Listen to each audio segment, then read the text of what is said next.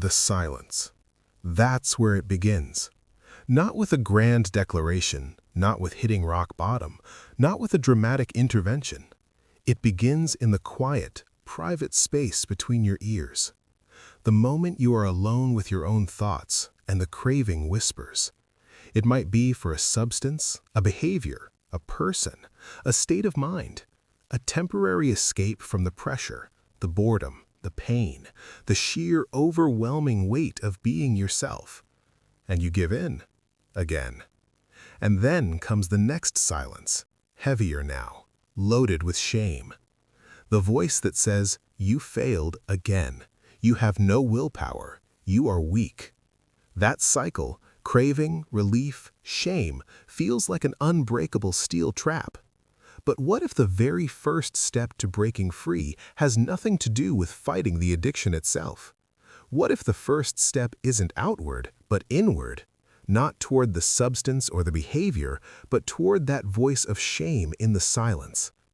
That first step is not what you think. It is not white-knuckle resistance. It is not a new app, a better planner, or a harsher punishment for yourself. The first, most fundamental, most transformative step to breaking any addiction is this: radical curiosity without judgment. Let that settle. Radical curiosity without judgment. We are so conditioned to wage war on our addictions, to see the craving as the enemy and our own desire as a betrayal. We declare battle.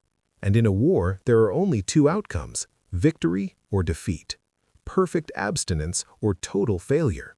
And since perfection is a myth of the human psyche, we mostly live in defeat. That war metaphor is why we keep losing. It's exhausting. You cannot sustainably fight a part of yourself. You will eventually get tired, and the part you've been fighting will overwhelm you. So, we put down the weapons. We cease the civil war, and we become scientists of our own inner experience. This is the pivot, the first step. The next time the craving arises for that drink, that scroll, that gamble, that hit, that compulsive check of a phone or a profile, you do not react. You do not grab for it, and you do not angrily shove it away. You pause. You create 1 millimeter of space. And in that space, you get curious. You ask with genuine interest, what is this feeling really? Where do I feel it in my body? Is it a clenching in the stomach, a tightness in the chest, a buzzing in the arms? You observe it like a curious explorer mapping an unknown territory. What is its temperature, its texture? Does it have a color? You are not trying to change it. You are simply gathering data.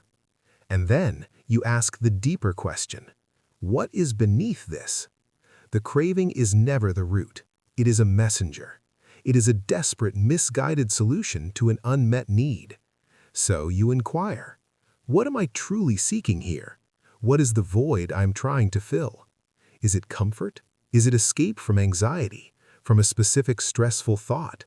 Is it a need for connection, for stimulation, for numbness, for a sense of control in an uncontrollable world? Is it simply boredom? Is it an old, familiar habit that says it's time to feel a certain way? Just ask and listen. The answer might not come in words. It might be a wave of sadness, a pang of loneliness, a fog of exhaustion. That's the data. The craving was just the loud, blaring alarm trying to cover up that softer, truer signal. This act of non-judgmental curiosity does several profound things. First, it inserts a pause between the trigger and the action. That pause is where your power lives. Every time you create that pause, you weaken the automatic neurological loop that says, discomfort, immediate escape.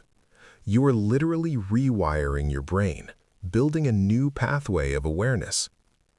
Second, it removes the fuel of shame. Shame thrives in darkness and judgment. I am bad for wanting this. But curiosity shines a light. I am a human having a human experience of wanting. Let me understand it. Shame cannot coexist with compassionate observation. You move from I am a problem to be solved to "I am a phenomenon to be understood." This is the bedrock of self-compassion, and you cannot heal what you hate. Third, and most importantly, it addresses the actual wound. When you crave a drink and you get curious, you might discover it's because you feel socially anxious at a party. The addiction was offering a solution: numb the anxiety. But now you see the real problem: social anxiety. Now you can address that. Maybe you need to learn breathing techniques, or excuse yourself for 5 minutes, or practice a different social script.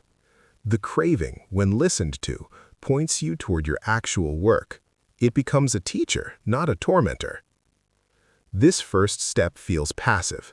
It feels like you're doing nothing. In a culture obsessed with action and control, it feels counterintuitive.